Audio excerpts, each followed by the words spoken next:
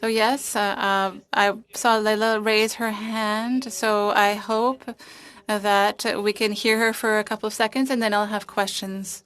So Laila, I think you wanted to intervene. Go ahead. So I just thought that this was a very, very important point because even after the major credit card companies have disengaged from MindGeek, causing them to completely upend their business model and make these very recent changes that they should have made over a decade ago, but they were driven by finances to make these changes now. But even so, David Tasillo came before this committee and said it was impossible for them to verify the consent of every single person featured in every single video.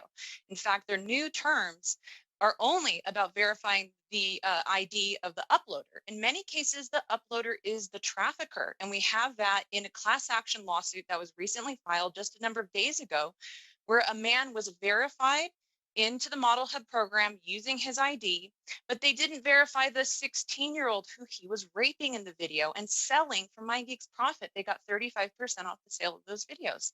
And even to this day, David Tasillo has said it's impossible. It is not impossible. Is it easy? No, but it is possible. And not only is it possible, it's essential. Ms. McElwait, stuff with this committee, new stuff happens every day. Stuff I've never ever seen before in the history of the committees that I've been on for many, many, many years.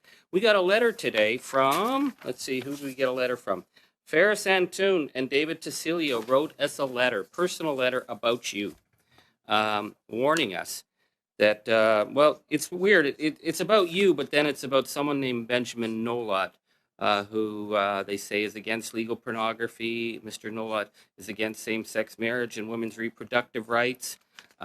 Anyways, they sent us this letter prior to committee, which I've never had people being investigated send us letters about people who are giving us witness testimony. Do you have anything to say about this letter that we received from the heads of MindGeek?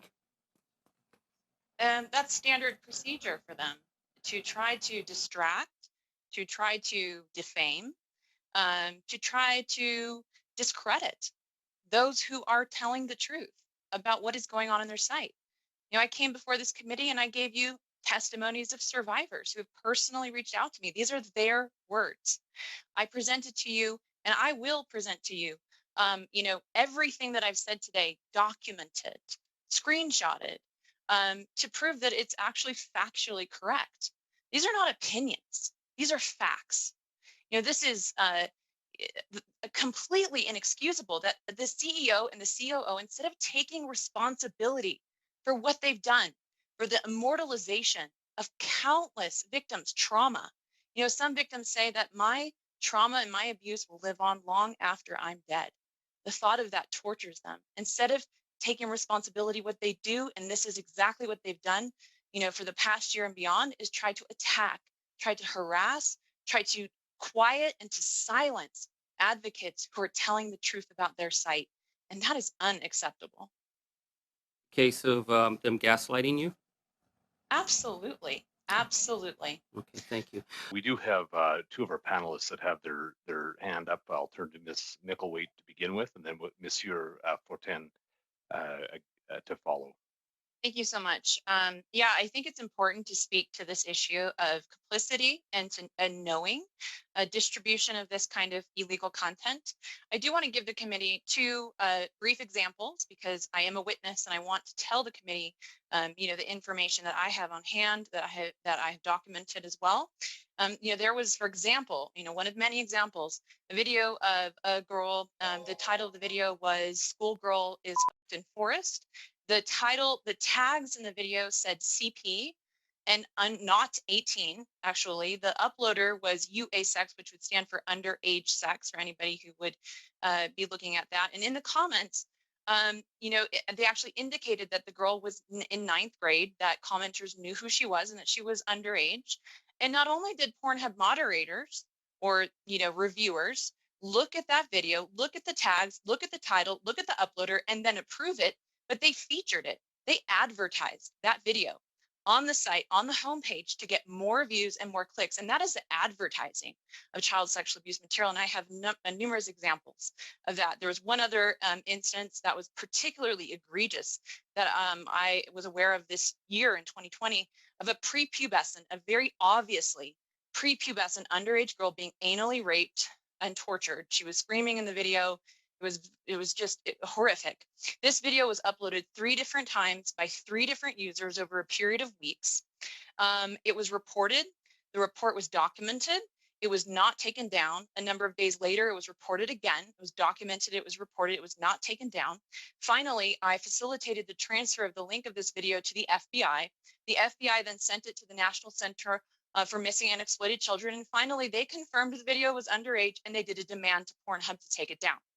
Pornhub finally took it down after weeks and tens of thousands of views, with a download button so that 100 million people a day could have had the opportunity to commit the federal crime of downloading that child sexual abuse material. But then they left the title, they left the tags, they left the views, and the link available still to be indexed on Google to continue to drive traffic to the site using that child sexual abuse. And I have evidence of over 75 of such instances where you can see that the video was confirmed as child sexual abuse, and it was asked to be removed by NCMEC, but they left the videos live, the data of the videos live on the site, even with titles such as boy masturbating before school, she's so tight, and things like that. So that's obvious CSAM. That's knowing distribution. That's knowing advertising of child sexual abuse.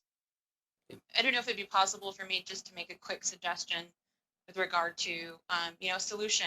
I think that it's important for us to serve those who have been victimized, to provide the important trauma therapy and services for victims. But it's very, very important to work on the prevention side of this, because the truth of the matter is that once a video gets online on a site like Pornhub, where they had a download button, or anyone can screenshot for that matter, this victimization and this trauma lives on.